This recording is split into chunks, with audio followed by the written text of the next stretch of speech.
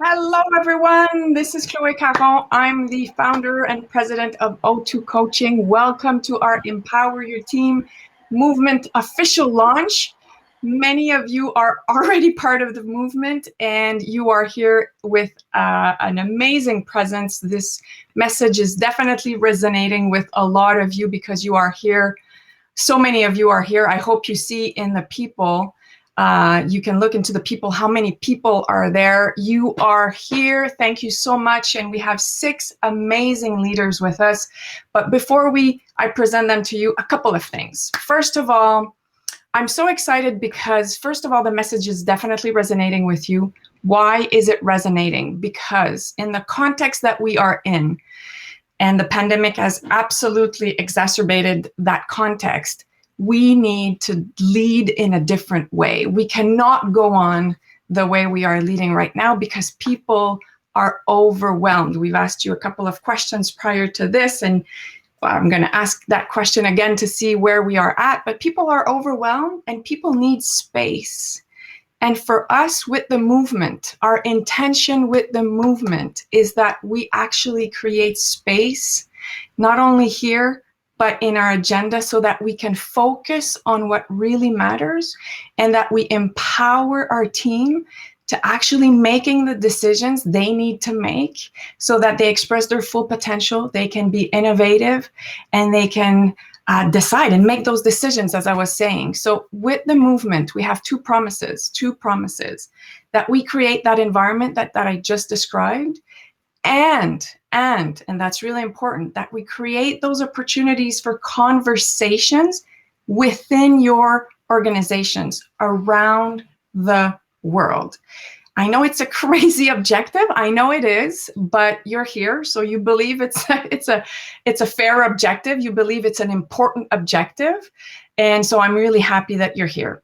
Together tonight, we have O2 Coaching's team. We have Karine, we have Perrine, Valérie, Sarah-Anne, Annick, and they're all here to make sure that the experience for you is A1. For those who know me, and many of you know me, you know this is a conversation. You know it's not just us telling you stuff. This is a conversation. We want you to participate. So why don't we go ahead and right now invite you to write in the chat, why are you here? Why was it important for you to be here tonight? The Empower Your Team movement, why is that important for you? So write that in the chat, and I'll pick it up as we go. We have 6 amazing leaders, and I'll present them in 1 second. They're really fantastic. No pressure, no pressure. But we asked you 3 questions prior to this session becoming live. And those 3 questions, I'm going to ask them again, and I want you to answer yes or no, okay? And you'll be able to answer yes or no at the bottom of your screen. There's a yes and no button, and we'll see as you answer how many have answered yes and how many have answered no. So these are the 3 questions to you, okay? That will help us see where we're at. Yes, they're there. So as a leader at work, do you often feel overwhelmed? Like there's a lot going on? That's the first question. How many are saying yes to that? Do you see those numbers? 100%. Okay, let's say 85% of you, and as you're answering that question, the votes are coming in, but it seems like we can say that 85% of you are feeling like there's a lot going on. Second question, do you feel trapped into operations, in the to-do list, and not so much in the strategic aspects of your role? You're trapped into the operations and not so much in the strategic aspect. Again, close to 85% of you, closer to 90, feel that you're trapped into operations. And I'm reading the feed. So Isabelle says, I want to motivate people to embrace teamwork and be reliable. So be a strong believer in empowerment, and I need to operationalize it. So how are we going to operationalize empowerment? That's a very good question. So last question for you, ladies and gentlemen. Let me rephrase. Are you involved in mandates or files or decisions that your team should decide or could and should decide? So my question is, are you involved in decision that you don't need to be involved in? Really, it's your team's opportunity to decide.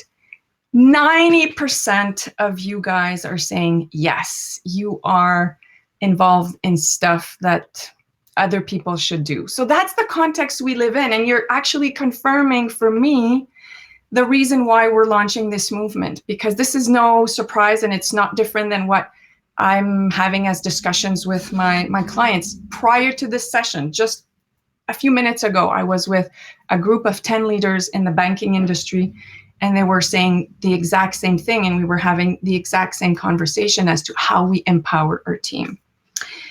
So as I mentioned, I'm not alone tonight. I have 6 amazing leaders, and they are amazing not because they're perfect, you guys. Nobody is.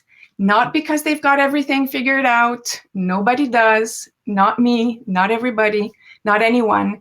But because they are committed. They are committed to being leaders that empower their team and to empower their leaders to empower their team. They are on a journey that help them really think about how they can empower, and they are putting action and intention to that. And they are here in a very authentic way, in a very vulnerable and generous way, here to share their experiences, their successes, and also their challenges, and where, it's not so easy to empower your team. So what's been their challenges? So let me present them to you. And if you've been holding off on using those emojis at the bottom of your screen, it is time right now to use them all, to welcome them, because yes, that's yay. So we've got Patricia Gauthier, country manager and executive leader of Moderna. Patricia, welcome. Mélanie Bernier, senior vice president and chief legal officer from PSP. Mélanie has had a bit of difficulties connecting, so hopefully she's here and she's able to speak with us. Danielle Silverman, VP of Foreign Direct Investment of Investissement Québec International. Alexandre Prévost, VP and Business Leader, Global Business Aviation and Helicopter Training at CAE. Pina Piccolo, and we could have done this in Italian, Pina. Lo facciamo in italiano per tutto il resto? No, I'm joking. Vice President HR and Transformation at Keurig, and Jennifer Bradard, founder and CEO of JB Skin Savvy. Welcome to all of you. In one word, why was it important for all of you to be here? And I'll start with you, Dan. Why did you want to be here tonight? I would say accountability. If I don't improve or can't improve as a leader, I can't expect others within my team. Love it. Wonderful. Jennifer, why was it important for you to be here? I want to say connection. I feel like as leaders, we need to connect more and learn from each other. So for me, this is a great way to connect with people from all sorts of different business venues. So that's why I'm here, connection. Yes, love it. Patricia.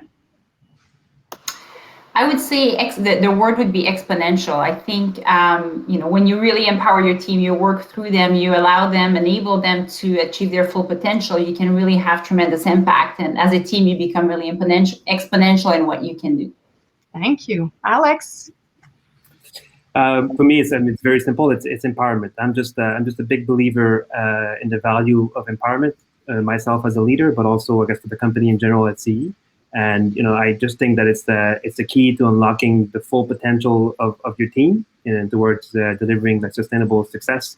So for me, I'm just happy to be here. Thanks, Chloe, for inviting me, but happy to be here and sharing my experiences with all of you today. Thank you. And Pina, why are you here? Why was it important for you to be here tonight?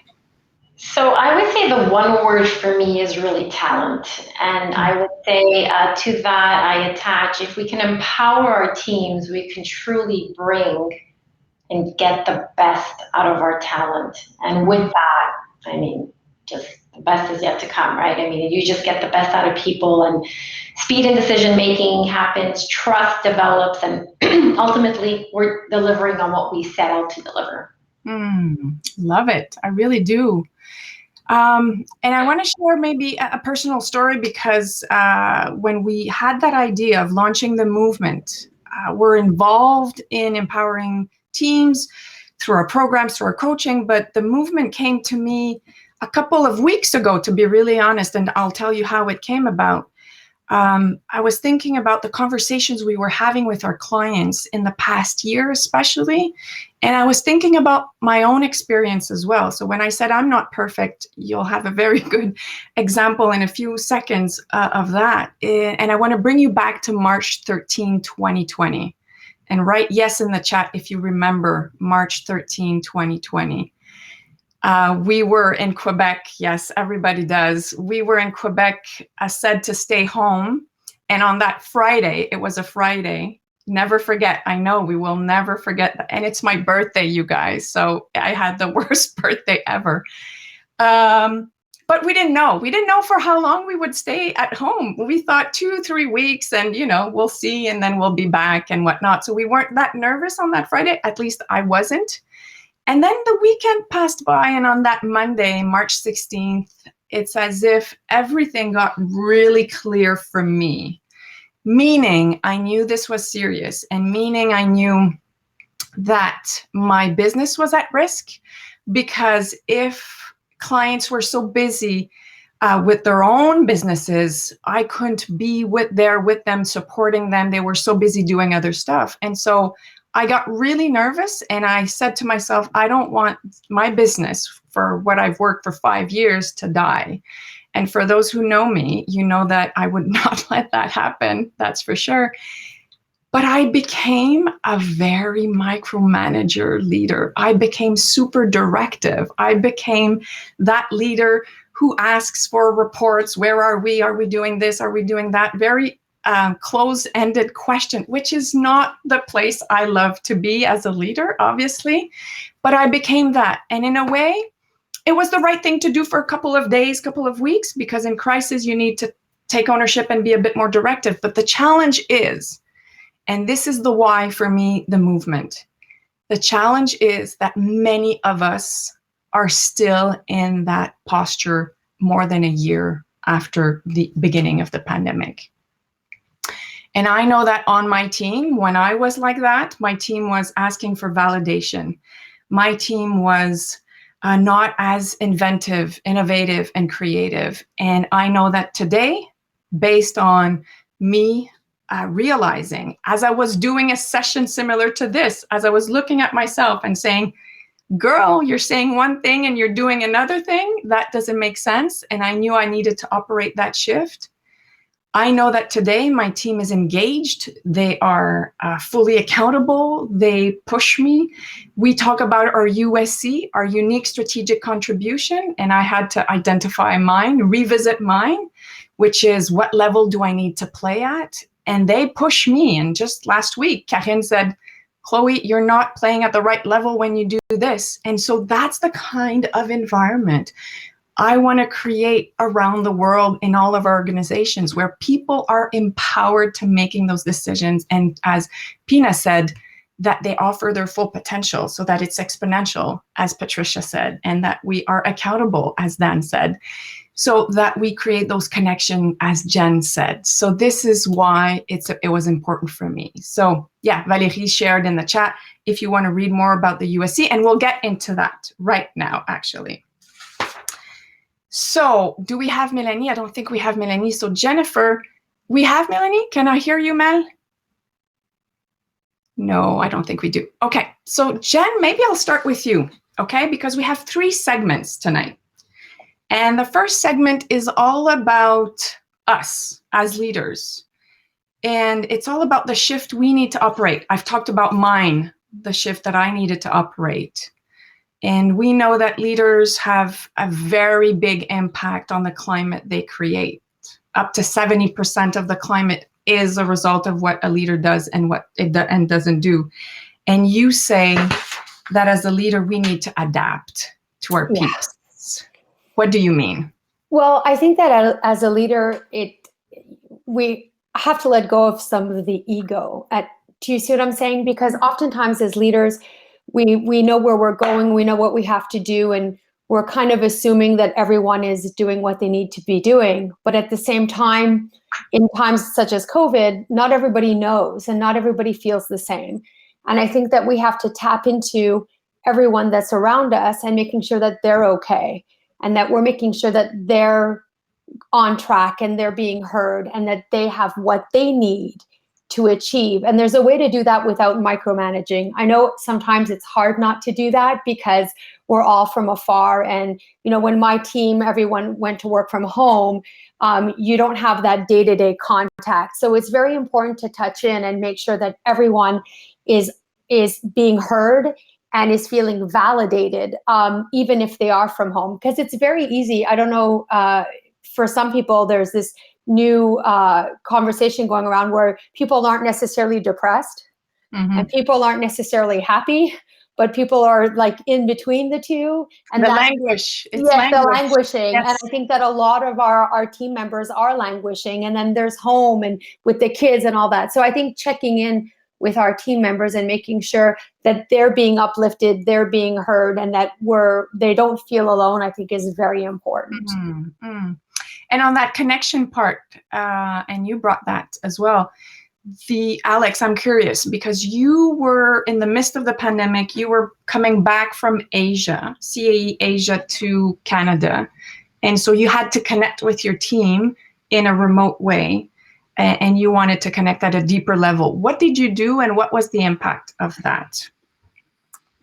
Yeah, well, obviously for me, I'm not the only one that changed role during the pandemic, but really with the pandemic, it kind of changed your reality when you're on board into a new role. But for me, being I've been with CAE for 13 years, so it's quite familiar with leading people in different countries. But I think the pandemic has brought this to the next level, because I've been to this role since August, but until today, I really haven't been able to meet most of my team face to face in person. In normal times, I would have been able to, one of my first tasks would have been to really visit around the world, visit all of our sites, meet the team, customers, employees at all the different level.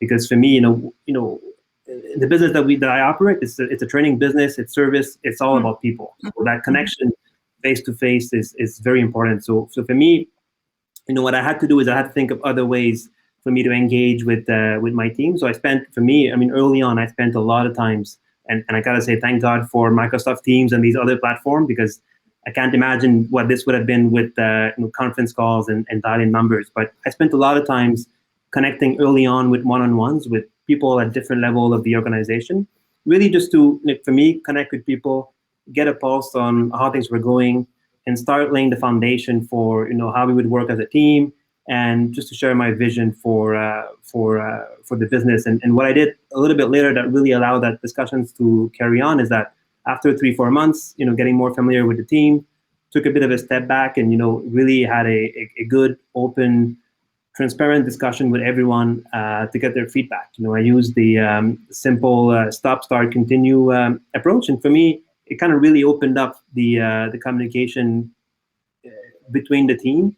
And really, we kind of had discussions on how we can create, a culture where people feel trusted and accountable for their own success, really. So for me, I think it's been very positive. It's obviously a journey, but I think that this open communication really early on allowed me to hit the ground running with the team, even though basically we're all working, most of us are still working from home, in my case, in different countries. And so with a very simple stop, start, continue, you're sending a message of I'm really listening to what you're saying. And I want to speak to Dan now, because you're saying communication and trust is probably the most important things at all times, but especially now. Yeah, I think so. And in a similar way, I joined IQ in January of 2020, and I was already on the road a few times, so I got to meet my team and meet with everybody, but we've since gone through so many changes since March. But trying to keep the lines of communication open. Everybody says I have an open door policy, but it's a little bit different now because there's no more water cooler talk or walking by someone's office. So I make it a point to meet with my direct reports once a week, at least, formally, and my indirect reports who report to my direct reports on the management level at least once every 2 weeks, just to give that time. But you have to be able to show on a communication level that you trust that they're making the right decisions, and you have to put that emphasis on them that you can make that decision. And I think that if you communicate what your vision is, and you communicate that you do have that trust in them, it's going to build confidence, and it's going to create more open lines of coordination, communication in what we're doing. So it's part of empowering the people that are there, and making sure that you have the right people in those positions. And the one thing for me is, and it's a bit of an IQ motto for our strategic plan, which was kicked off last year, was to break down the silos between the directions. But it's not even between the different vice presidencies or directions, but it's with the people that you work with every day. So to me, that line of communication needs to be open, and it's not really hierarchical. Like I really open my phone line to anybody and everybody at IQ. Okay, let's be serious, Pina, because it's not so easy. We talk about trust, and we talk about, and Jennifer said, we all work remotely. I think we learned with the pandemic that we could still work, even though we wouldn't see our employees. But trusting people that they can absolutely do it, it's not so easy, because we're tempted to do it ourselves. How do you do it? And you've changed roles as well, or responsibilities. Yes. So that's a great question. I think it starts with me clearly with a reflection, a time of reflection. So of course, taking on new responsibilities, it gave me an opportunity to just pause and reflect on where my blind spots are. So really, evaluating, okay, this is where we need to be great at, and this is where we can simply just be good at. And with that, identifying the right talent that fits the right role would be clearly the first thing, right? So having the right talent for me in the right role. Secondly, coming out of the talent is really making sure that we contract, right, on what are the responsibilities or the expectations coming out of that role. And I think it just having those open lines, going back to what that example was saying, having those open lines of communication is for me fundamental and clear, clearly a key to success. Holding each other accountable, I think, is another factor that helps create that trust. And I think for me, what helps speed up the development of trust between working teams is really committing to what I commit to do for the team, which is, if my role is to remove roadblocks, then yes, I am there to remove roadblocks, and really making that extra effort to come through so they feel I have their back and we're in it together, right? We're on this journey together. And I think to close that loop is really ensuring that there's feedback, upwards and downwards. So, asking for feedback on how this change is going for the individual, and vice versa, giving that individual feedback. And with that is recognizing successes, right? So you want to close the loop of feedback with really taking the time to celebrate some of the quick wins that are happening as folks are transitioning in roles. For me, I think has been one of the principles I try to hold myself accountable with. Thank you. Patricia, and I'll take this opportunity, Patricia, to say thank you on behalf of the whole population, because you are bringing us vaccines, and you are getting us closer to making connections in face-to-face. So really, we want to say thank you to you and your team. And I'm assuming it's been very hard to stay focused on your USC, because it's coming from all places. How do you stay focused on your USC, your unique strategic contribution? So a lot of thoughts here. So I joined Moderna coming from leading a business unit of about 85 people to joining Moderna and leading myself, and not having an office, not having a team, working with a global team to support, and then quickly building a team. So in 5 months, there are a bit under 10 of us now. So very small, but very exponential in terms of impact. And I think it's been about really, first of all, being clear on roles, divide and conquer. I mean, there are 4 of us that are 5 soon on critical functions, and there can't be 5 of us in every meeting. So being really clear on who's accountable for what and roles. And frankly, I mean, it's a lot of situational leadership because the situation we're managing right now changes every day. Assumptions change every day. The market evolves every day. New issues come up every day. So there's a lot of dialogue, continuous dialogue around roles and responsibilities, because the roles that I posted and recruited for have changed since. So it's really encouraging the team to be agile, flexible, and grow through this evolving situation. I think it's also about giving space to people, giving guidance, agreeing on principles, high-level principles, but giving space to people to go and your own marketing, go, and let's have touch points and bring your ideas. But you also need to have a team that will own it and really run with it, because it's a two-way street.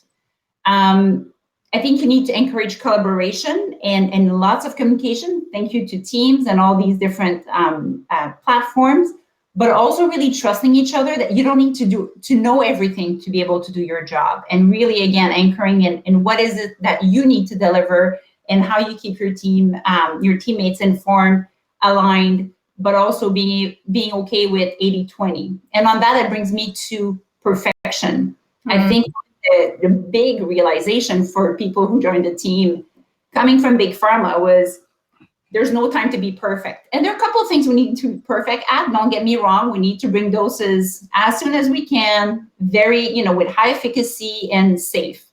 But the fact that your email is not perfect, the fact that maybe, you stumble a little bit in a stakeholder meeting, you need to let go of that. It's actually more risky not to meet with this customer than stumbling on a few words. I think it's really trying to embrace not being perfect and letting go of there are things that you don't control, and embracing what you can control, but letting go of what you don't control, because I feel we're in crisis management pretty much every day, and there are things that are just external to us. In terms of my USC, frankly, I've been focused on crisis management and managing the government, and then my team is empowered on the rest.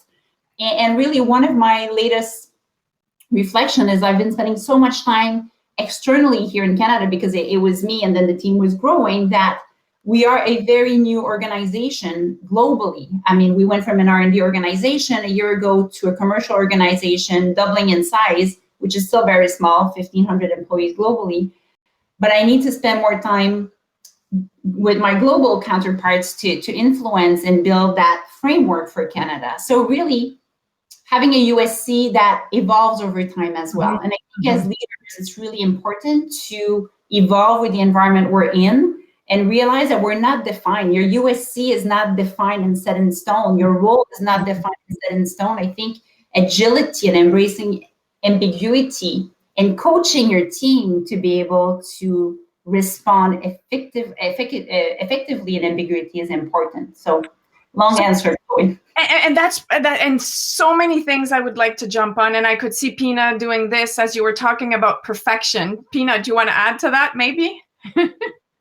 I think you're so right, Patricia. I mean, I think one of my biggest learnings, I get that question often, saying in the last year, what is the biggest learning? And it's exactly that, learning that 80% is okay. And I like your example. You're better off going to the meeting and stumbling than just avoiding it at all. But it's a skill that I think you master with the more you do, you just get better. It doesn't feel good at first because you're just so used to always being, 100% there.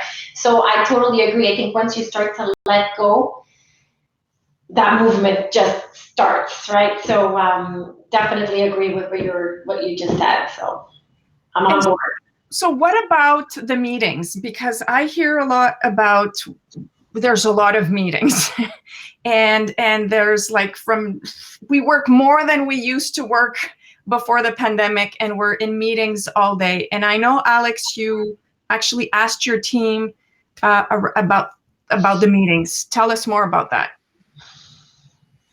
Yeah, well, this was one of the things that came out from our, Start, Stop, Continue. Really, there was a feedback that basically, I think it's one of the danger with teams. I find, I think we all want to stay connected, but sometimes the danger is you end up with almost too many meetings, right? So I think the discussion that we had with the team really is about challenging that status quo and really making sure that as a team we're as efficient as we can and that we streamline the governance. And I think that the discussions on the USC that I guess I've been having with you, Chloe, but also that we want to have with the rest of my team, I think for me it really helps us with that because one of the feedback was that we have a lot of meetings, but they're all good. But I think for me, you have to start basically asking yourself, do you yourself need to be on all of these meetings? And if we ask these questions at every level, I think then we start basically you start to free up a bit your calendar. But I think this is also how you drive that accountability, that empowerment, and you basically because your team is able to make some of these decisions on their own. So why do you have to be on that meeting? You start having that discussions at different level. And this is something for us, I mean, this is still evolving, but I think that's the type of discussions that, being very open as a team and opening the space for people to give their opinion. That's kind of what it allowed us to do. I mean, it's not easy, but I think it's a journey that you go through with the team, and everybody has to play a role in these discussions. And I want to stop here because for me this is so critical, and I think there's a really good key here for people to be empowered as to, do I need to be in this meeting? Can somebody else be in that meeting? If there's somebody else, then why don't they go and make that decisions? In the chat, ladies and gentlemen, write what resonates with you from our panelists, from our leaders, because the more you write, the more you integrate, and the more people that are attending also integrate, and you connect that way. And so USC, I would just want to stop here because I think we alluded to it, but perhaps we didn't describe it. It's the anchoring principle in the Empower Your Team movement model, or Empower Your Team model. It's what you need to focus on as a leader that only you can and should have in terms of impact. So it's the highest strategic level that you should be playing at, you should be operating at. And to Patricia's point, it evolves. So if today your USC is to provide sense of direction and coach your team, that's one thing. Perhaps tomorrow it'll be creating alliances and influence the rest of the organization. That's all good. But the challenge here that we propose to you is that if your USC is really clear, you're going to force yourself to step up and perhaps delegate more and perhaps do not attend those meetings that we were talking about. What else? Jennifer, I see this. I see you do this. What else do you want to add? Well, that's what we ended up doing, whereas before I would attend so many of the meetings when I was in Montreal, if I wasn't traveling. And if I was traveling, I was always touching base, which I think is normal. But with COVID, I realized that if I wanted my team to stay excited about what they were doing, they needed to have more control. And so by giving them that control and empowering them and asking them, what tools are you lacking? What would make you excited? What would you need to glow or blossom or just be super excited about what you're doing? And we went through the team, and some, wanted a class for content creation. Some people wanted another marketing. Like, there were so many requests, and I thought, wow, if we're all going to be working from home, let's do this. And so everyone started signing up to different classes that we paid for, and we allowed them time to study from home at the same time. So it was this idea of empowering them, doing something that they love to do, and at the same time maybe my taking a step back, and so I don't attend half of these meetings anymore because they're able to, and it's the best feeling because they're making an impact and I trust them with their decision making. And it gives me more time to do other things. So I think it's fantastic when we're able to take a moment and say, I don't need to be involved in everything. If the right people are in the right places and they've got the talent, they're able to move forward with the business. And I think that's the whole point of being a leader, to me anyways, to empower them to be able to move forward. So, and I want to jump on that, Jennifer. I want to invite the group, the participants, to actually think about one aspect in their current role that they could let go of, that they don't need to be there. They don't need to attend to that meeting. And write it in the chat. What is one thing you keep doing, but as you keep doing, you're not giving the space to your team to do that. And they keep on depending on you to do that. Okay, so write it in the chat as your job crafting to ensure employees are available. I haven't been any other. Oh, okay. So is Melanie here? Sahan, is that what we're saying? Or she has a technical, okay. She has a technical issue. I'm so sorry. Melanie was supposed to be here tonight. She wished she was, but she had technical issues. She's on a really interesting journey as well. Hopefully she can join us at the lounge, because after this, we're all meeting our leaders in a lounge where you get to sit at their table and ask them questions personally. How interesting that is. So hopefully we have Melanie back. So we're still in the first segment around our own shift as leaders we need to operate. What's been, and I'm asking you, our leaders, what's been the biggest shift you had to operate? Like, where did you challenge yourself the most in the last year to be able to empower your team? And I'll give you a second to think about that. And be very honest, okay? Because I know it's not easy. I know it's not easy. Patricia, you ready? I'm sorry. Yes, I am.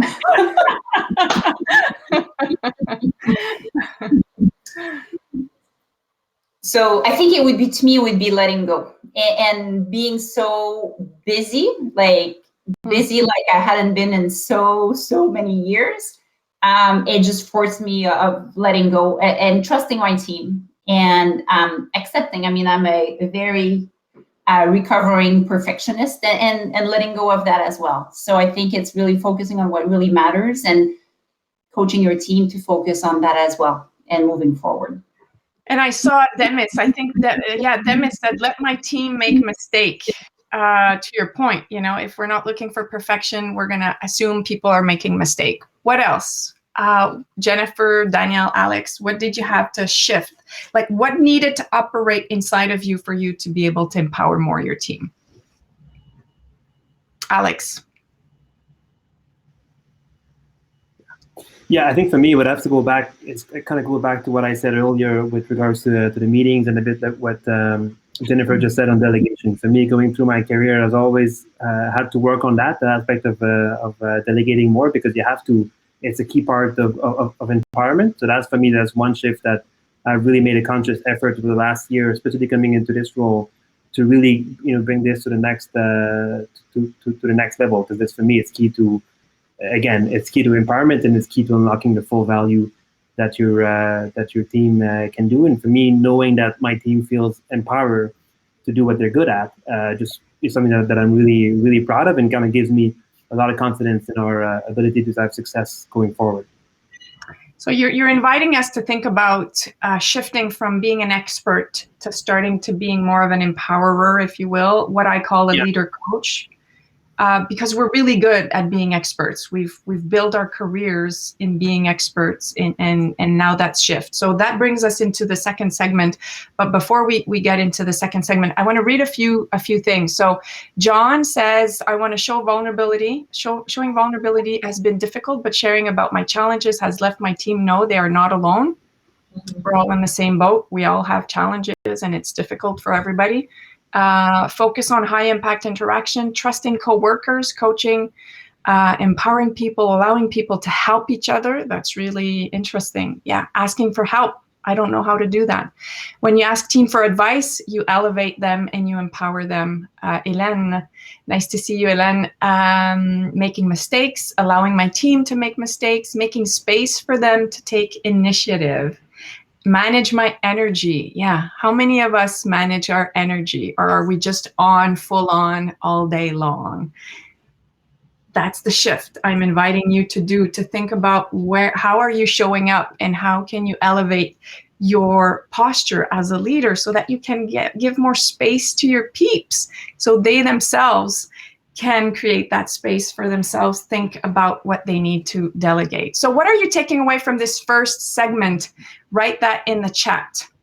And probably how I would summarize it, let me see, is that if we all focus on our USC, we elevate our game. If we all focus on our highest game, we allow others to take more space, as I was saying, and we delegate more. That's how I would summarize our first segment. Delphine Duguay says USC, that's what you're taking away. Okay, enable psychology, safety. Yeah, so I want to share something because here Vedran says, enables psychological safety at work in high performance context. I had the privilege to interview Xavier Mufragi, the president of YPO, a couple of weeks ago for the podcast. And he shared Mark Zuckerberg's question. And I'm asking you that same question, which will lead us to our second segment. What if your people were not afraid? The people in your organization, what if they weren't afraid? What would that allow them to do? How much more innovation, how much more of themselves would they bring to the work environment? So that's kind of the context for our second segment, which is probably one of the most important competency to build in this context of COVID and post-COVID, which is being able to coach. Many of our leaders alluded to that. Coaching our team, supporting our team. And Jennifer, I'll start with you again, if you don't mind. You said, I want to know, I ask my team, how can I support their growth? What's your question? What's your exact question? It's exactly that. I asked them, what can I do so that you can grow? And for me, growing, I refer to growing for everything in life. So blossoming, growing from within, everything starts from within.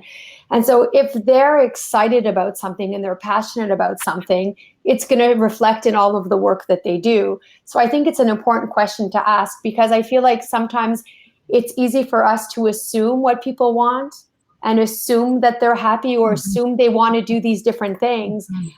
Many years ago, I remember I had an employee and I just come back from Switzerland and I was so excited to share with the employee what I accomplished there. And I thought she would love that experience. So I told her, next time you're coming with me, it's going to be amazing. And she looked at me funny. And she left the room, and the next day she knocked on my door and she said, I just want you to know I'm not interested in traveling. I don't want to go to Switzerland. I just want to work from Monday to Friday from 9 to 5, and I'm happy. And it was a real awakening moment for me, realizing that, hey, not because that's something you want, that everybody wants that. So it's really about asking them what turns them on, what would they like, and how can I make that happen for them? And I think that for me, when we talk about letting go and being authentic and not being afraid, that's part of that. Because when people grow, they change. And I hope they change, because change is beautiful. But maybe the change is in a different direction. But that's okay too. So it's very important to be open to that and encourage that and empower people to change. And then trust in the way things go. There's so much to be said here, because people, I think, are expecting us as leaders to help them grow. How do we coach? What's coaching? What's coaching versus mentoring? Patricia, I'd like to hear you on that. What's the difference between the two? I think there's a misconception here on that.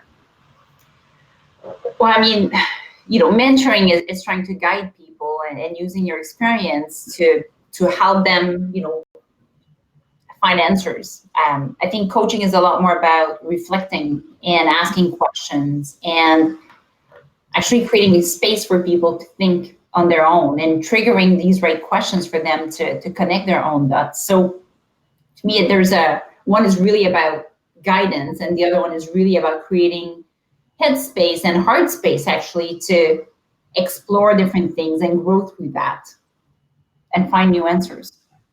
And how do we create that? And I'll open that question to anyone, but how do we create that in our own team, a coaching culture? Dan?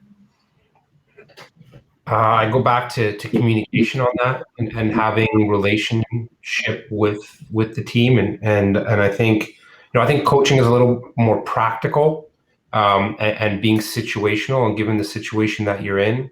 I think also giving an opportunity is a part of coaching. I'll be the first one to take a hit if it goes bad, but if something went really well, let that person shine on it and not take the credit from them. But I think when you're looking at creating a coaching culture, it's about communicating, it's about being honest, and it's about giving opportunity for someone to kind of step up and step in and just being behind them and having their back along the way, keeping everything to the outside and letting them have that straight path to success. And I think where the mentorship comes back in there is mentorship is a bit more of a guidance. And when I look at mentors that I've had mentors who are great business executives, and I've had coaches who are practitioners in my industry, and I look at them very differently. And in a lot of instances, you can't be both. And in a lot of instances, what I might mentor somebody with, or what one of the mentors and there's been many that have been for me, might have something different for someone else. So I think creating that coaching culture is being transparent, is communicating, is helping them practically, but it's not doing the work for them. And I think, or finding the answer for them, it's guiding them to get there on their own. And if we're being really honest here, and I know this because I speak to a few of us leaders, it's not that easy not to provide the answers. We've had those for all of our careers. So how do we hold off to sharing those super fantastic answers that we know are great? How do we hold off? How do we go into that coaching mindset? Alex, do you want to take that one? Yeah. Well, I think for me, and maybe on this one, Chloe, I'll go with the what you were kind of hinting at earlier with the expert. I guess the expert to as the individual contributor to the people leader, because I think it kind of really, for me, this is a journey this is a big part of what I worked on with you in my case. I've been, for me, if I use my example, I've been with CE for 13 years, and I joined as an intern, I guess 13 years ago in financial analyst.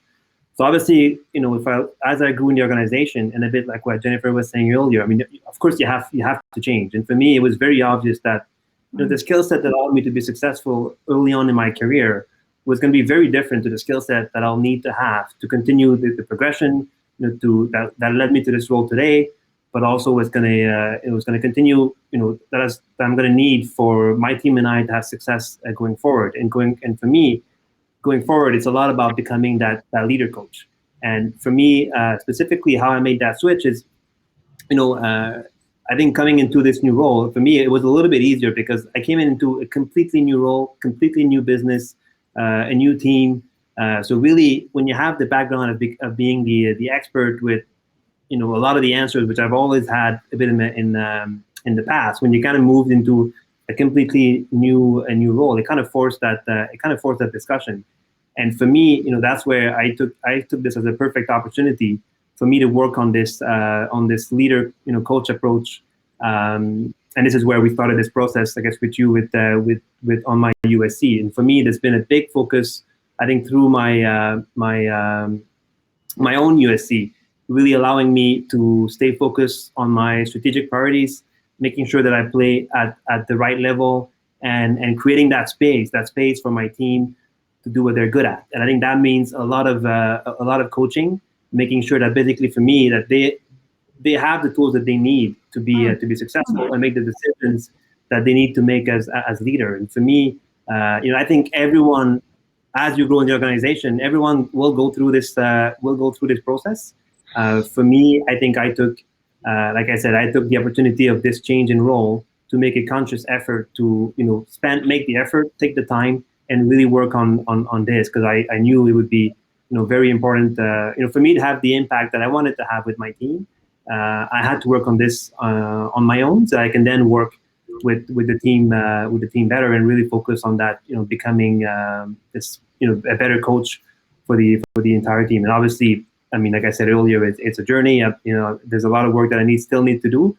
So my next challenge is to continue, developing these abilities, really in support of my team's success.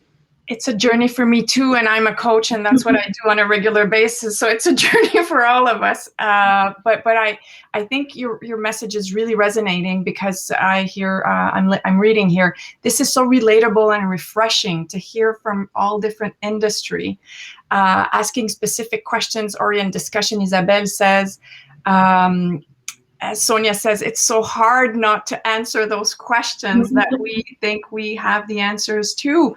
And what if you are asking them how they would do it? Yeah, so Melanie says, why not revert that question back to them? So Patricia, you said you have so much on your plate that it was kind of easy not to aim for perfection. Now, how do you coach through that? Well, I won't say it was not easy. Like, it was not easy. And one thing before I answer, I want to just build on what Alex said is these are all great principles, but we're all human. We're all super tired, and we all go back to our kind of MO when we're under stress and tired and all that. So I think, to me, to link back to something you talked about earlier around managing energy, it's critical. And some days we're good at it, and some days, frankly, we would like to fire ourselves and start over the next day. And I mean, I'm a driver. When I'm in crisis management and it's going 200 miles an hour and I barely slept the night before, I drive, and I maybe I overdrive. I have my little Alice, who's 8, the other day came in. She was like, "Mom, I know it's really bad right now, but you need to give people time to speak." And I was like, very good feedback from my 8-year-old.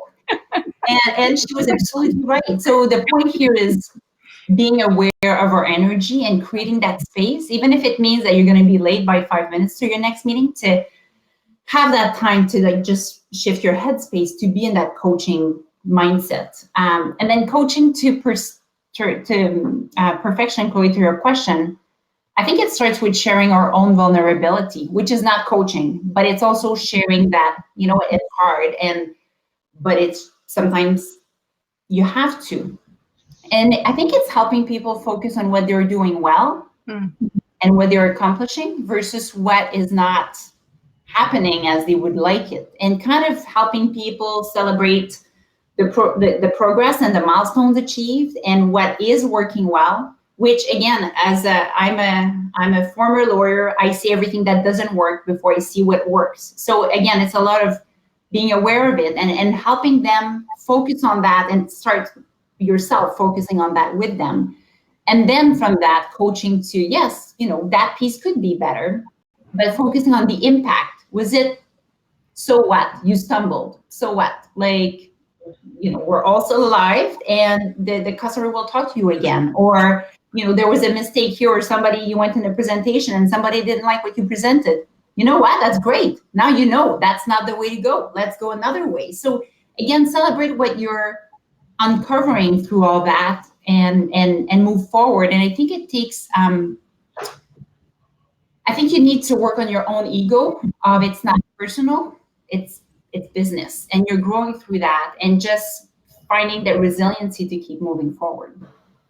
And to Jennifer's point where, you talked about growth, Pina, I'm curious to hear you on the transparency around building the plans together. You talked to me about this a couple of weeks ago, where you say the trust that we're building and the coaching opportunity is to build together the plan and not assume that I have all the answer or that we have all the answer, but really engaging the employees. Tell us more about that.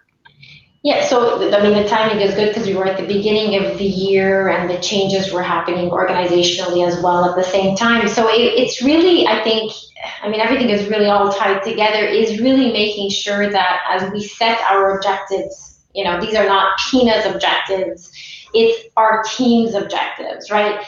So it's really making sure that everyone has a voice at the table, everyone is, inputting and making sure that we are owning this as a team, because ultimately this is what's going to drive the accountability, right? So it's really making them part of it, having them own it as opposed to, pushing it down to them. So I think that's helped a lot in making sure that there's alignment, right? So there's transparency. I love what was being said, the vulnerability to say, yeah, we're going fast. I think the speed at which we operate, at least what I've, the last, 18 months, it's like, I think it's just exponentially magnified. And it's difficult at times to coach as much as we know it's the right thing to do, but you're like, man, the clock is ticking and we need to move and we need to go fast. But I realized that we do need to take the time to make it less about us and more about where they think this should go, how they think their plan should be put together. And as much as you want to fast forward it, I think it's letting them make it theirs, make it their solution, their ideas. And we celebrate successes, but what we're trying to do as an organization is how do we celebrate failures? And I know it sounds crazy, like celebrate a failure, but I think, Patricia, you said it well, like, okay, so it didn't go that well. Good, let's take that feedback, let's depersonalize it. What could we have done differently as a team? Okay, so yes, we focus on the wins, but okay, there's learnings from that. So trying to create, an environment where you say, hey, we'll go with, you have ideas, and if it's not 100% there, well, we'll course correct, and it's okay because I have your back. So it's really, I feel like it's all coming together as we're continuing this session, but I think it's really making them part of the journey up front, and making sure that their voice is part of the plan. And so it's easier sale and easier accountability and ownership in the end. What I'm taking away, and I hope you read the comments because they're really, people are really inspired by what you're saying. What I'm taking away from our conversation is, if I'm a leader coach, or if I coach as a leader, I have growth as a focus. I'm looking to grow the people that I work with. I'm looking to grow the business, but I'm very focused on growing them. And so I take a step back to me being in the arena, and I'm looking at people on the arena and trying to coach them, supporting them achieve what it is that they want. That's what I'm hearing from you guys. If I can share a couple of things that I have on mind on that is taking a breather before you speak and thinking about what hat do you have on as you're about to speak. Is it the driver? Is it the expert?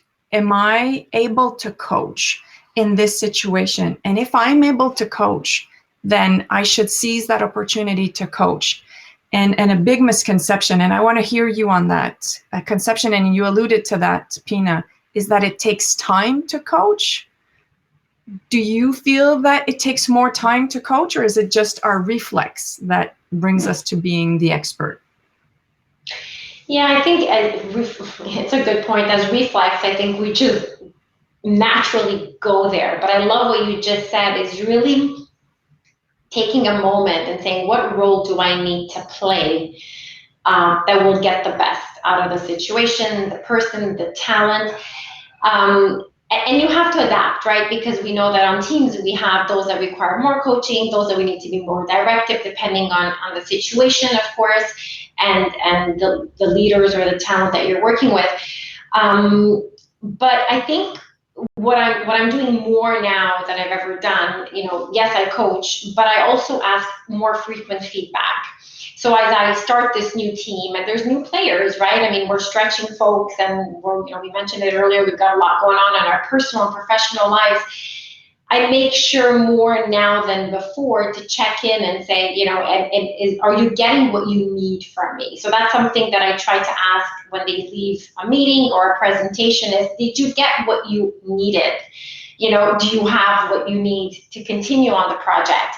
So just, it's subtle check-in, but making sure that they're getting their needs met to continue and going forward. So it goes back to connecting with our people, but doing it in different forms as well.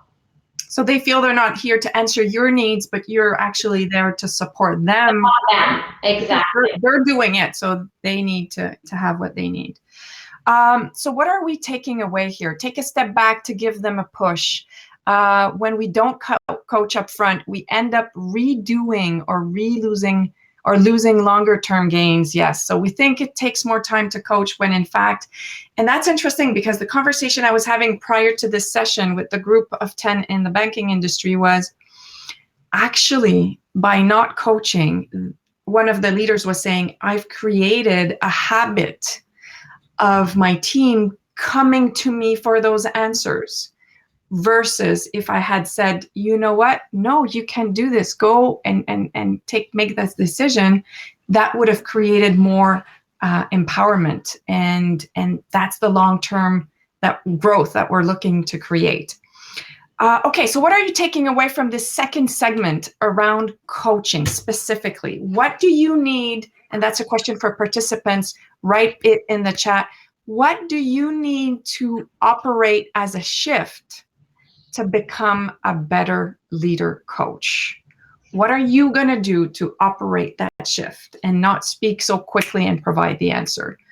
Coaching might feel like work. Removing myself from the arena, Sonia is saying. Removing myself from the arena. Yeah, we don't have to be on the arena all the time. Absolutely not. Take time to think before doing. Teach them how to fish rather than giving them the fish. Check, what am I wearing before I speak? I'm sure you mean something else, but do I need to speak, I guess is what you're saying. Thinking about what I'm slow down, Salua. You're inviting us to slow down. Yeah, and what if slowing down was actually helping us to go faster? What if? What are your thoughts, leaders, on that? I'm curious to hear you on that. I'll maybe jump in. I think it's great, because everything flies by when you're going full out all the time, and sometimes you need to slow down and see what you have around you. I have one of my coaches, I guess I would say, he gave me a great piece of advice. He goes, you're born with 2 ears and 1 mouth for a reason, and sometimes you need to listen to what's around you. And that helps you get into perspective. So when you take that and when you slow things down, you don't lose control. And when you're slowing things down, you're able to see what's happening around you. You're able to see who might be struggling, who might be thriving.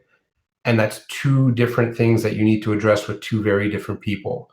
So I think by taking that step back, sometimes when things seem to be going really well, if you have a team of 100, it might be going really well for 98.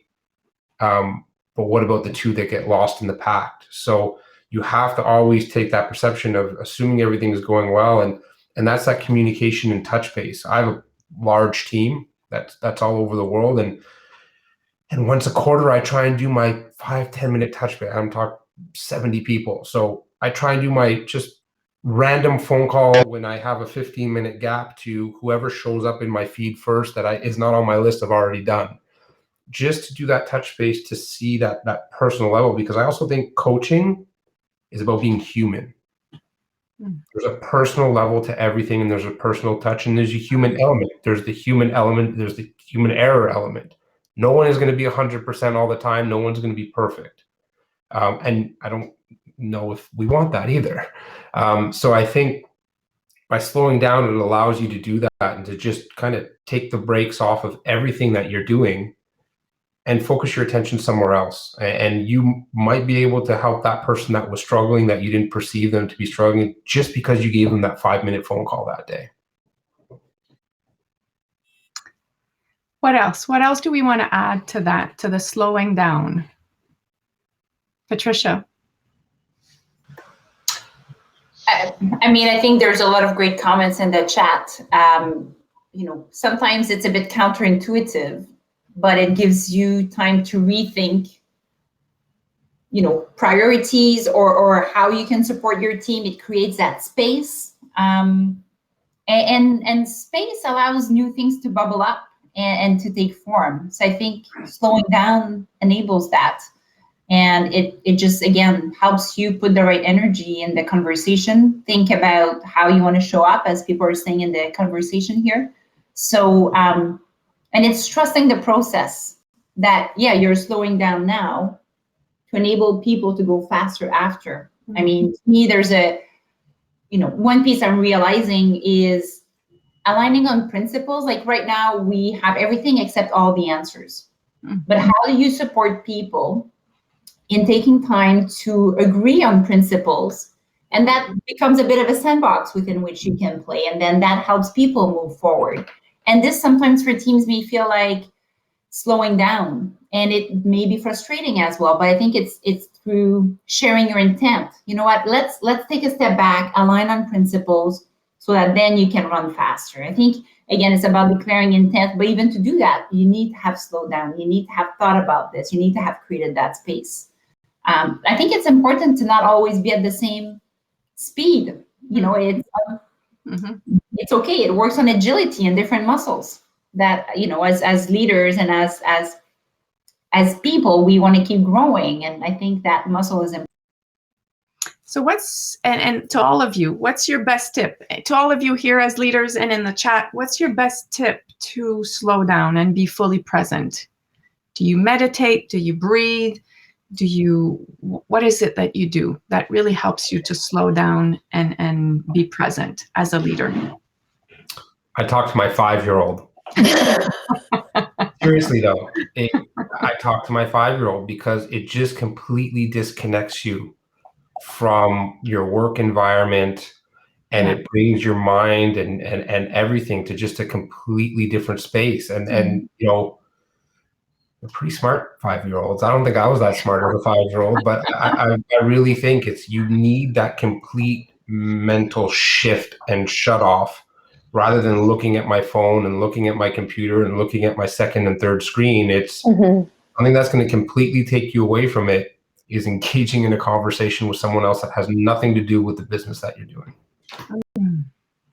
I love that. I absolutely love that, for sure. What else? What else do we do that allows us to stop and be present? And I feel that there's a big need for that, because I see people on their phone. Jennifer, yeah. I would say everyone has to find their own way of dealing. For me, it's connecting with nature. So when everything seems kind of in disarray, I feel like if I take time to be still, and so it could be a walk in the mountains, it could be just anything, but just disconnecting from everything. And I believe in alignment. I don't believe that you can't always be reaping. You can't always be on the top of everything. There's ups and downs. It's got to rain. You know, there's going to be a drought. All these things happen. And so I think that when you're aligned and your principles are set up, and when things go bad, I stop everything. I kid you not. And I just go out and I go to nature. And oftentimes when I'm still within myself, it might take an hour. Sometimes it takes longer, and it's okay. But it always kind of fixes itself in a positive sense. So I think that everyone has to find what works for them, but it's very important to find what works for you. It's not one answer for everybody, but you need to find what mindset so that you can take a moment and just be still for a while. Because the question then that we could ask ourselves is that if we don't do that, if we don't manage our energy, and if we don't replenish, then how are we showing up? Crazy. I know, but seriously, like with COVID and with even prior to that, I feel like in our industry, it's always what else is coming? What else are you doing? What's new? What's new? Every magazine that calls us, what else is coming? What's new? And you always feel like you always have to, I always joke and say, like, I don't know what else I'm going to have to come out with that's going to be like, so it's always this constant pressure of having to perform, having the right answers. And that's not possible. You're going to fall, you're going to fail. And I feel like if you stay in that mindset of always overachieving and, perform and perfection, which is not possible, you just become crazy within your own, you drive your own self crazy. So I think taking a step back and being able to find stillness and accepting that you're going to fail, accepting that you're not always going to have the best ideas. I think that it's the only way. And at the end of the day, I often say, I don't do open heart surgery. So you know what? If you don't like the way my cream smells, well, don't buy it. I don't know. Like, I just have to learn to laugh about it because it just speaks. So you have to let it go, really. And Jen, you can remind yourself that Oprah likes it. So right. That's There it. you go. Joking aside, probably if you're a surgeon, you absolutely need to stop prior to doing that, that open heart surgery.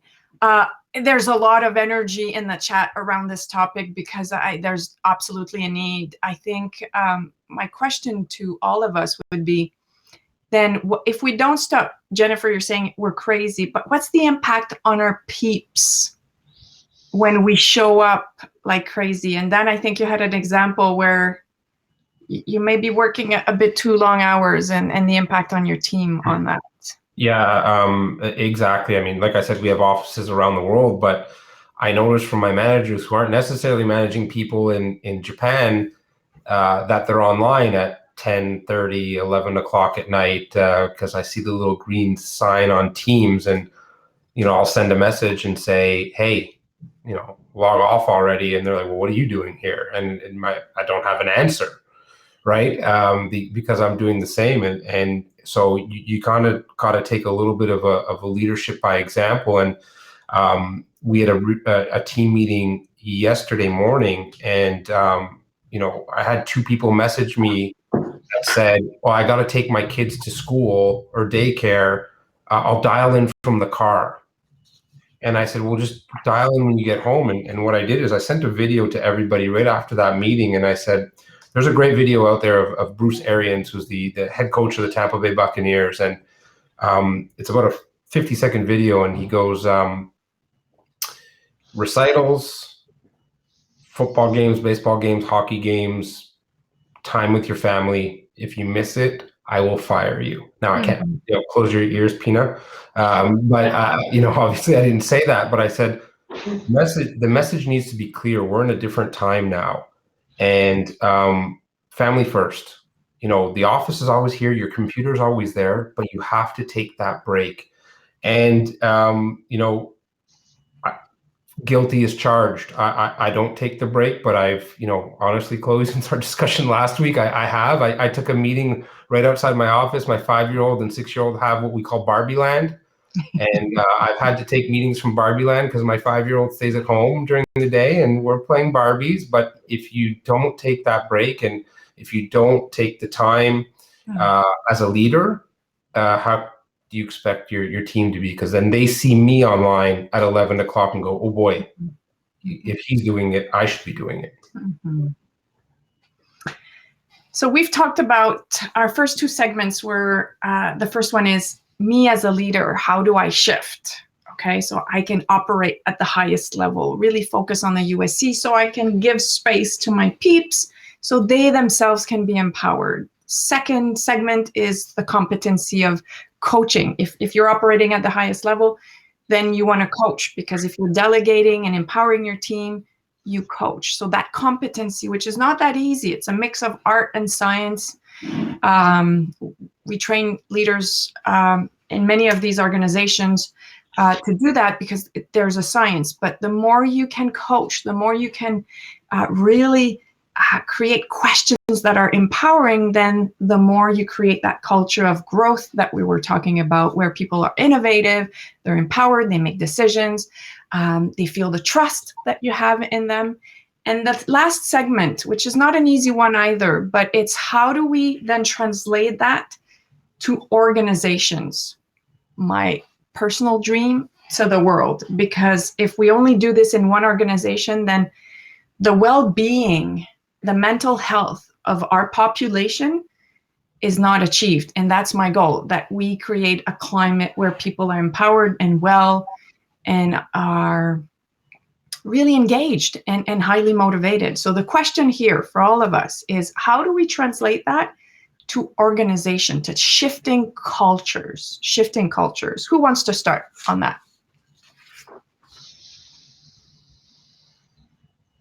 It's a hard one, I know. It's a hard one. So Dan, maybe we can start with you, because your organization has made a very clear statement as to the culture they want to create. So top down, senior executive VP, and I believe even the CEO in the next round, to our newest manager who started 2 weeks ago, is going through the O2 coaching program. And it's really, it shows that we're creating a culture of coaching. And it's not just for, these are people that are part of the program that have been at Invest Quebec for 20 years. And there's people that have been there for 20 days. And I think to create that coaching, it has to show that it's a top down. My direct report, the president of my division, is doing it alongside myself. And all 14 vice presidents are doing it at the same time. So we're creating a coaching team by all 14 of us doing it at the same time. But it's helping us become better leaders and coaches. And it's attractive when you're trying to recruit talent into a pseudo government organization that might be perceived to be bureaucratic. And once, people assume you come into government for the golden handcuffs and you never leave. But this allows you to develop and it allows you to be engaged. And I think by doing this program also with my managers on my team, we're able to build a certain level of trust, and we're able to build a certain level of camaraderie because we're going through this training together. We're identifying our own USCs, they're identifying theirs, and they're changing. So, one of my KPIs as a leader at IQ really is how people grow into their roles, and how many people I can, keep growing and keep developing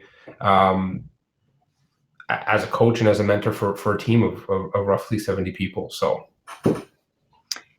that's one scenario where the whole organization has made a commitment to saying we believe in that.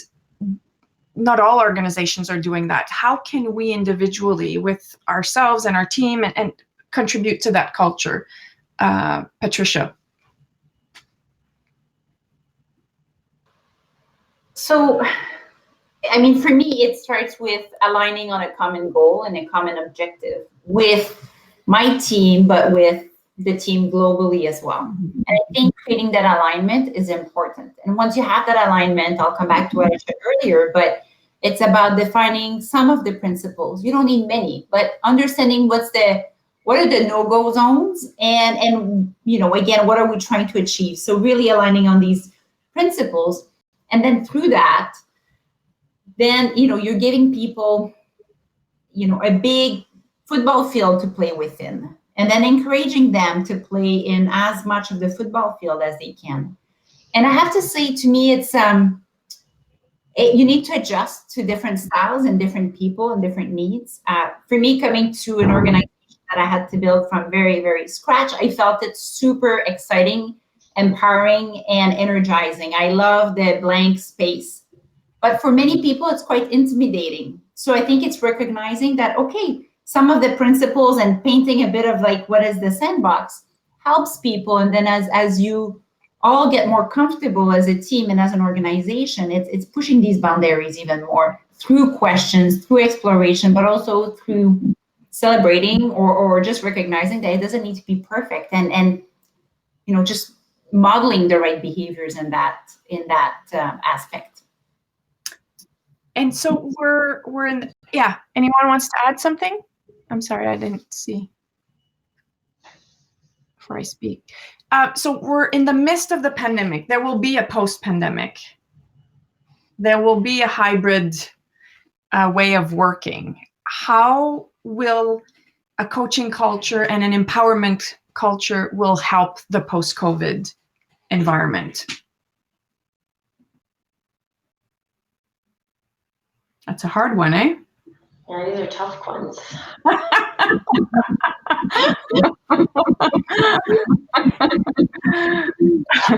would say, post-COVID or pre-COVID, I feel like it might be my echo. There's a bit of an echo, yeah. Oh, I'm sorry. Oh, that's better when you're a bit better. Okay, I'm sorry about that. Yeah, I'm just thinking, I feel like, the words that come to mind for me are really leading by example, right? We're leaders of the organization. Everyone is a leader in the organization, and what we do and how we do it becomes even more important. And I like what Patricia said. I think setting clearer boundaries, right, as we're working now from home, and just the ways of working have changed. And I think providing, clear boundaries, the right parameters, clearly identifying this is the space I'm going to play in, and this is the space that you, as my director or my senior manager, that's your space, and you are empowered to play within those parameters. I think it's going to be clear to almost, and I use the word contract, but to really clearly state this is the way we are going to, this is our new way of working, is important. And more important is going to be the connectedness and the communication. I mean, if we thought we were connected and communicated 12 months ago, I think we're just going to have to find different ways of communicating and staying connected.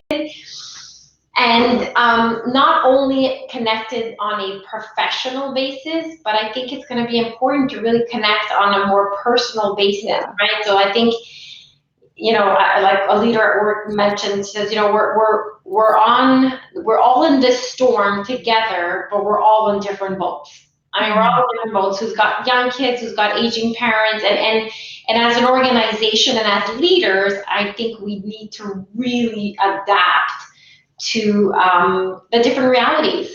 So I think it's really connecting with our people, adapting to their realities, and clearly identifying the parameters at which we each operate and are empowered to making decisions. Because I feel that once that's clarified, the speed to decision making is much faster. And with that, I mean, we all feel great, right? We make a decision, things are moving, we feel like we're getting things, moving the agenda forward. So,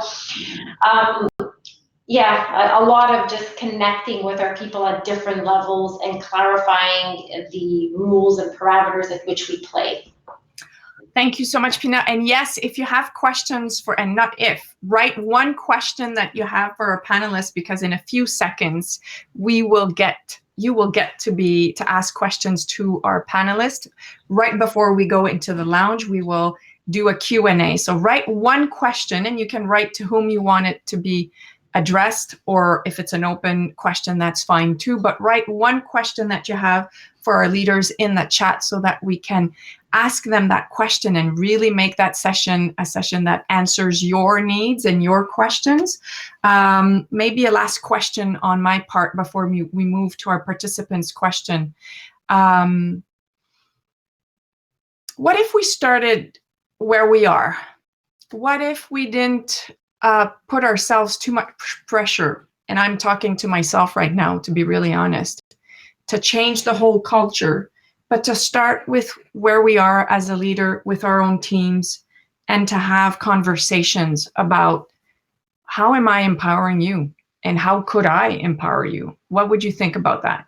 And Alex, I think you're doing something along those lines.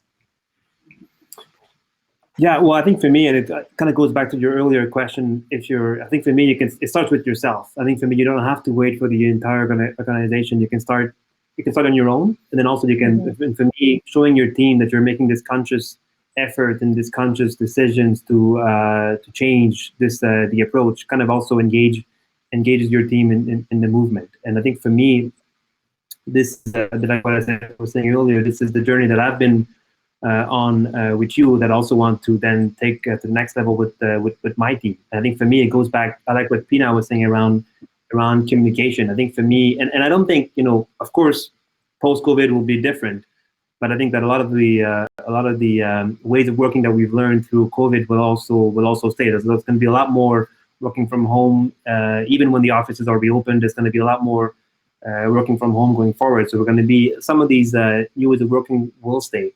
And I think for me, with everyone being remote, I've said it a few times, but for me, communication was really, really, it was key. Like what Pina was saying earlier, for us, we all had to stay connected with one another. And as a leader, for me, I've always been very transparent in the communication with my team. I think for me, through COVID, especially what we had to go through, this was, even more, well, it's always been important, but I think it was even more crucial. So I think for me, with the team, we've created these short meetings, kind of like a team huddle where everyone stays connected. We tackle key decisions, in a quick manner. For me, I lead the meetings, but I try to make it like a conscious effort not to make all the decisions on these calls. For me, through the culture of accountability that we've been working on as a team, I think the team knows what they're responsible for, and they have that empowerment to really allows everyone to take action, challenge status quo, make recommendations on what makes sense, what doesn't, how can we be more effective as a team. So for me, this is all about creating that environment of trust that a few of the panelists have mentioned also earlier, and I think it kind of creates that comfortable environment for everyone to put their ideas forward. And I already see these healthy dialogue, debate between our team. I'm very fortunate. I have an amazing team, lots of passion. Nobody's shy of putting their ideas forward, which I think is great. And I think, like I said earlier, for me, the fact that the team feels empowered and comfortable with really putting all of their ideas forward, it just really makes me. It's one of my proud moments coming into this role, and like I said earlier, it really gives me a lot of confidence in our ability to achieve success, especially in a post-COVID environment. Obviously, being in aviation, the last year was a bit of a harder market for us, but I think we're doing all of this to be ready and be kind of a COVID winner, like our CEO puts it, once the market recovers.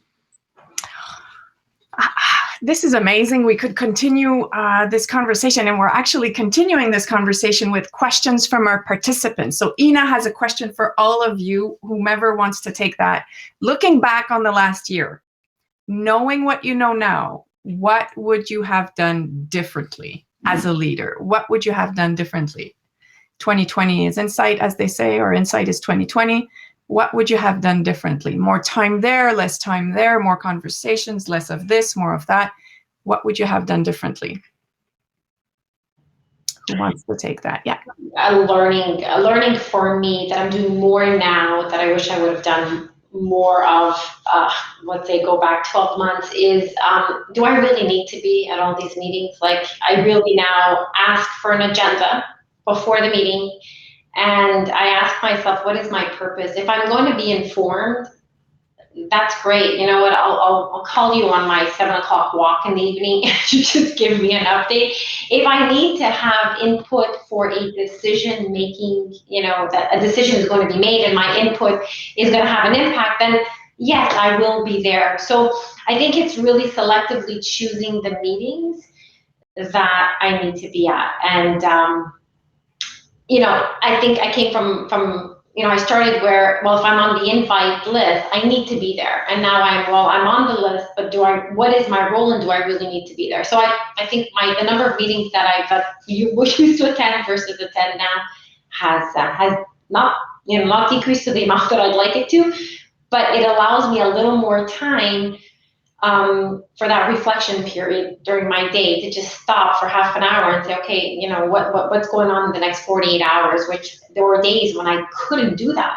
And so that's something that I wish I had done earlier. And imagine the power of the person receiving your question, like, do I need to be there? Imagine how empowering it is for them to think about, does she need to? Do I need? So you're giving permission for others to ask the same question. That's right. And that's the rule for my team as well. Exactly. Patricia, question for you. How do you stay calm in the face of adversity in front of your team? I exercise pretty much every day. That really helps. But I think it's also redefining adversity, frankly. I mean, I personally love challenges, and I think there's always a silver lining. So even in the face of pretty big crisis, I mean, you've seen a few in the media lately, at the end of the day, you do everything you can, and you focus on what you can actually progress and the solutions. And with my team, I very much believe in giving context. It's important for them. One thing I've realized is, when I'm managing these crises, I have a lot of information. I have time to internalize and come out of it kind of like, calm and being able to own it. But I need to also give them context and information so that they can process and do the same. So I think, to me, that was a recent learning on that, so that we can all move forward in the same direction. And we're happy you're exercising every day. Thank you. How do you, Dan, I think that one would be for you. How do you build and underline the importance of cross-team work? Well, I mean, another conversation we had today with our entire management. Every manager was on that call today, actually. You know, we're in order to build trust, you have to have communication. And just to give very quickly, I built my new structure on my team based on collaboration, communication, and coordination. And I think that in order to build cross team work, you have to add value, and you have to actually be a little bit outside of your comfort zone for people. And so I give the example, my team is foreign direct investment, and I call it my big sister, little sister team. It is the export team, and we have people that work in the same markets that don't talk to each other, but somebody that they might know, they might be able to help somebody out on the export team. And so when you encourage people to have open lines of communication and transparency, it benefits the entire organization, but it also benefits them. You learn something new from somebody all the time. So I say never turn down that opportunity to have a conversation, to collaborate with somebody in your market. But I said, the more you're transparent with what you're doing, the more people that are around you could potentially help you. It might just be a tidbit of advice. It might be an introduction to a potential partner. So I say, what I try to say to them is that if you show an openness, you're going to get that back from others. Some people might not, but essentially that's what you want to do. You want to be able to put yourself out there, put the opportunity out there, and that's going to create conversation, which is in turn going to generate results in relationships.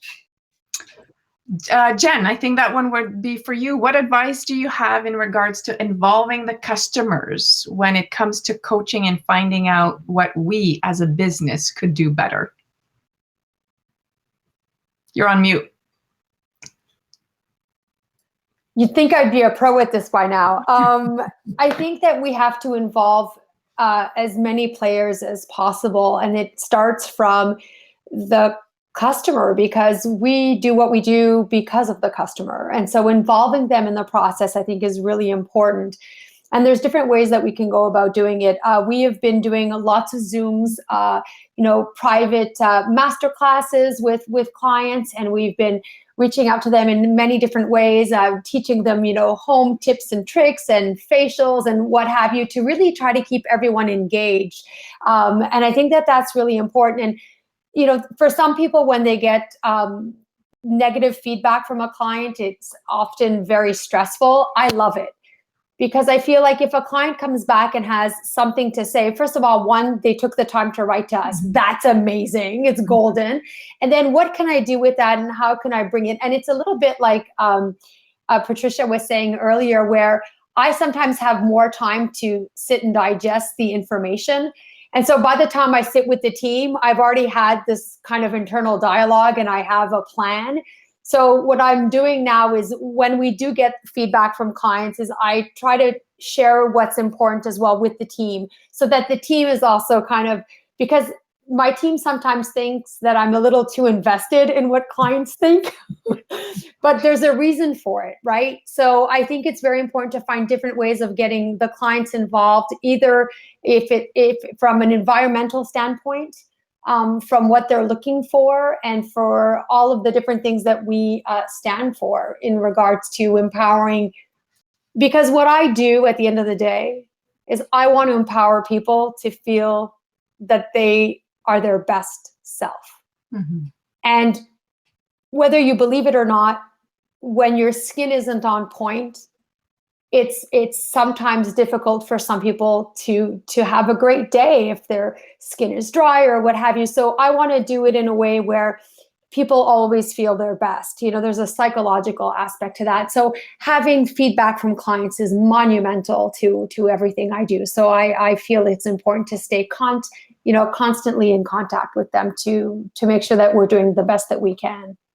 So last question before we move to the lounge, so that you get to sit down with one of the leaders or multiple leaders if you circle the room. The question, and I'll open up to everyone, is how do you involve a team of 6 that is not open to innovation because they've not been exposed to it? How do you open up the minds of people around making things differently? challenging status quo, innovate. Who wants to take that one?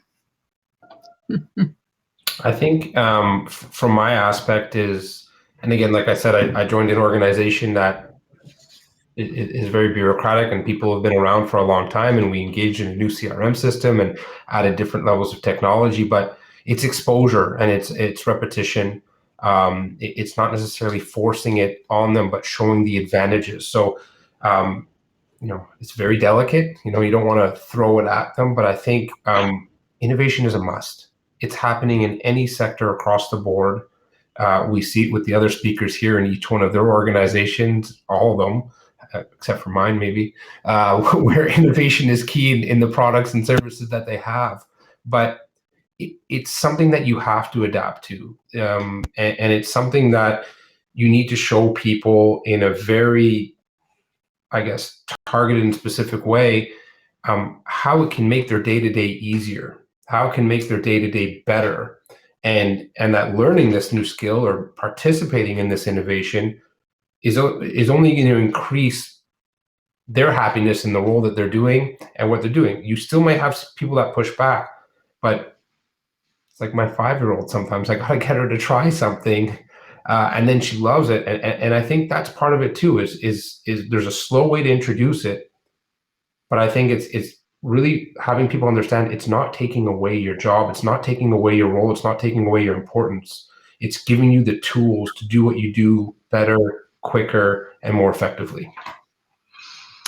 I love that. And I would add to that, if I may, is that the more you coach, the more you create new neural pathways in the brain of people. And so they think differently. So it's very neurological. But if you coach, the more you coach, people think just not the same pathway as they did. So they think in another fashion. So in terms of innovation, coaching is absolutely one of the best tools to create new habits. Okay.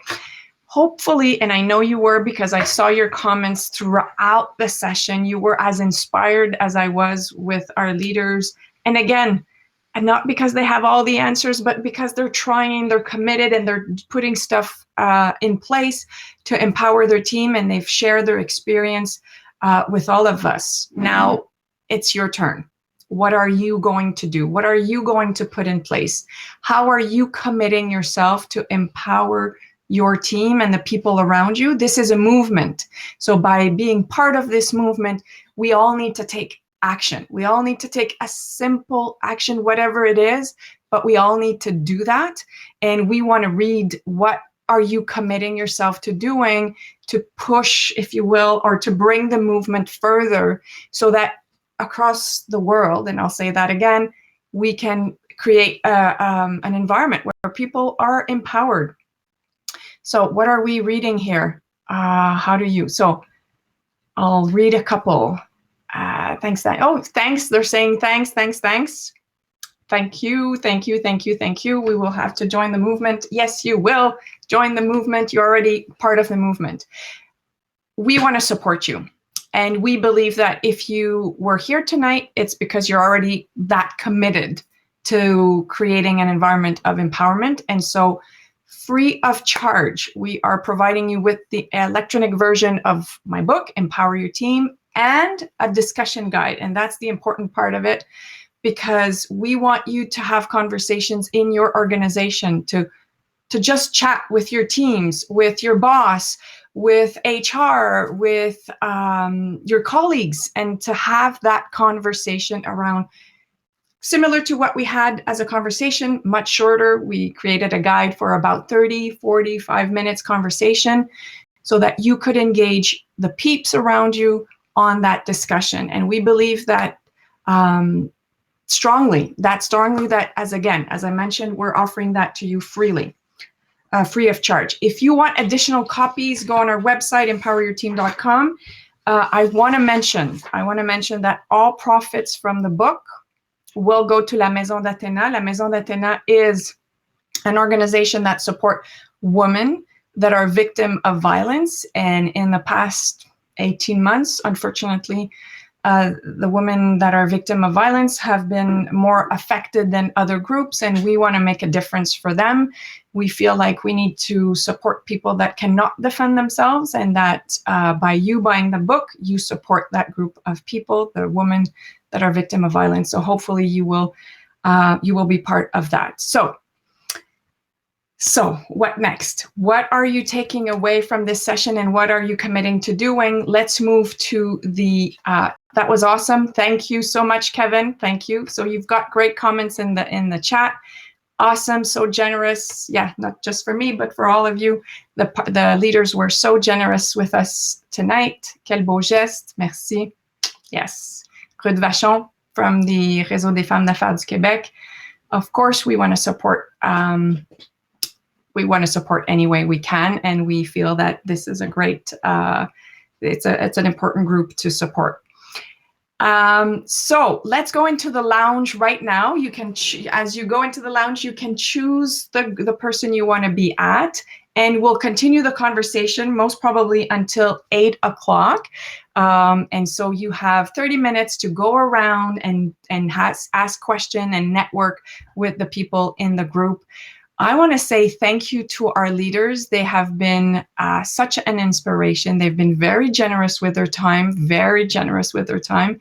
very generous with just themselves, like their being, by sharing who they are, what they've done. And thank you so much, Patricia, Pina, Jennifer, Alex, Dan, and Melanie, who was supposed to be there, but she did prepare, and she did.